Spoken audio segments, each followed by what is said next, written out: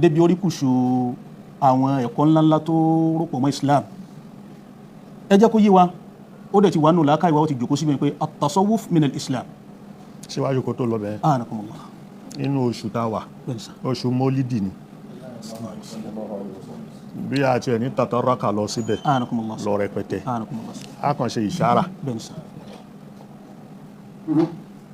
ìṣára tá a ṣe ní pé bámi lọ asubhu bada min talatihi wa laylu daja min wafratihi faqa rusula fadlan wa ala adal subula lidilalatihi الصبح بدا من طلعته والليل دجا من وفرته فقى الرسل فضلا وعلا أدى سبلا لدلالته كنز الكرم مولى النعم أدى الأمم لشريعته أزكى النسب على العسب كل العرب في خدمته bá ń tuntun ká Sallallahu alaihi wasallam. الصبح بدا من طلعته àárọ̀ yọ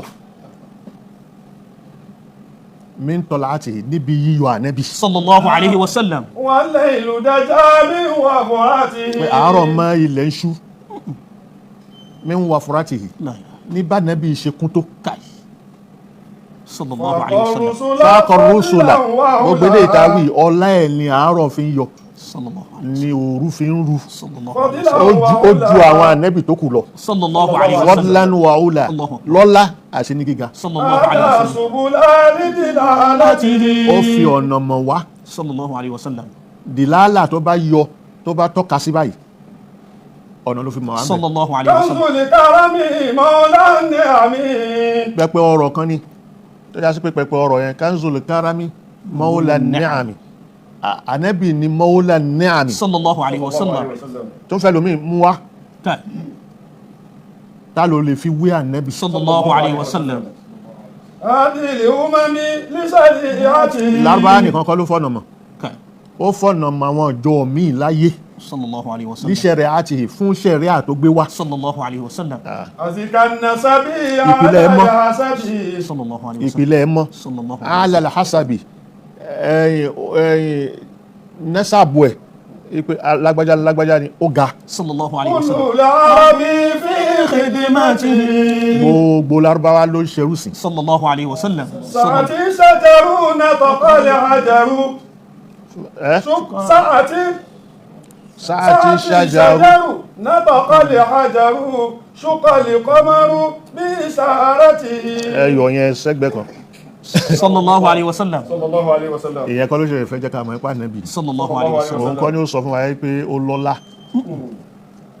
ó sì ju gbogbo àwọn nẹ́bì tó kù lọ rárá Sallallahu alaihi صلى wasallam. الله عليه وسلم جبريل أتى ليلة أسرى ليلة إسراء. لحضرته Laylata Isra Jibrilu ata màláíkà Jibrilu wá lálẹ́ Isra والرب دعاه لحضرته ọlọ́run ló pè é pé máa bọ̀ Sallallahu alaihi wasallam. نال شرفها والله orí àpọ́nlé وفاها orí àpọ́nlé wallahu Wallahu afa afa. ọlọ́run bá forí ó ní àforíjì Sallallahu alaihi wasallam. أما سلف من أمته fún ẹni tó ti kọjá nù jọ ànẹ́bì Sallallahu alaihi àti wasallam. àwọn tó ń bọ̀ Sallallahu ومحمدنا هو سيدنا والعز لنا بإجابته ọmọ èèyàn ànẹ́bì lèmi o Sallallahu الله عليه alaihi wasallam. وسلم yóò bá kí n sọ ọmọ èèyàn ànẹ́bì ìwọ ló mọ̀ Sallallahu alaihi wasallam. محمدنا هو ànẹ́bì Muhammad yẹn Sallallahu alaihi wasallam. لنا بإجابته ànẹ́bì Muhammad yẹn Sallallahu alaihi wasallam. صلى الله عليه وسلم ẹ́ ومحمدنا Muhammaduna هو òun سيدنا la ṣáájú èmi Sallallahu alaihi wasallam. tàbí bí o bá kí n ṣaṣáájú rẹ ni ìwọ ni sọ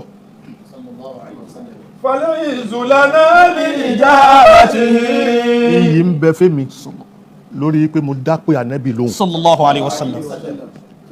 tí wọ́n bá dápẹ́ ẹlòmíì lóhùn ni kò sọ eléyà kan fi máàkì mọ́lídì ni ọ̀yà Inú oṣù inú bíbí oṣù ànábì. bíbí ànẹ́bì làwà Sallallahu alaihi wasallam. tó bá ń wẹ̀ oníbídíà ni tí wọ́n bá fẹ́ ṣe mọ́lídì òun ni kò sọ wípé ìwọ ò fẹ́ pànẹ́bì lé La ilaha illallah. صلى الله عليه وسلم àbí tí bíbí ànábì bá ń bínú. tó bá ń bínú ẹnìkan ló dálẹ̀ kìnnìkan ló dálẹ̀ fìyẹn lẹ̀ tí wọ́n ti fi ti sára ànábì. ìṣàfitì sára ànábì yẹn làwa ń sallallahu tẹ̀lé. alaihi wasallam. sallallahu alaihi wasallam akramakumullah Naam. wa mimma zadani sarafahu wa tiha wa kiditu biha kama si ata usuraya dukuli tata qawlika ya ibadi wa ansan yarita ahmadali nabiyya wa ansan yarita ahmadali nabiyya. ya mẹ́nu kúrò sallallahu alaihi wasallam eléyìí a ti fi ṣe a fi máàkì Rabiul Awwal tá a wà. sallallahu alaihi wasallam